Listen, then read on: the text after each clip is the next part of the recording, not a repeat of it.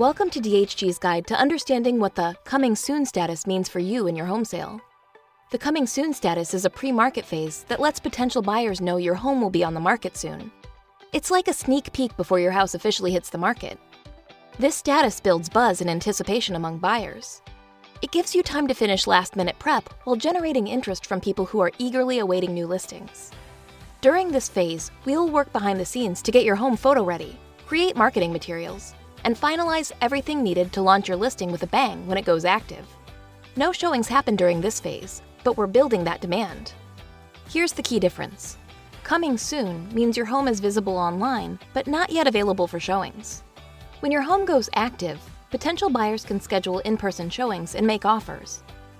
Once the Coming Soon period ends, usually within 14 days, your listing goes live and the showings begin. Buyers will now be able to walk through your home and the offers will start rolling in. During the Coming Soon phase, no showings or open houses are allowed.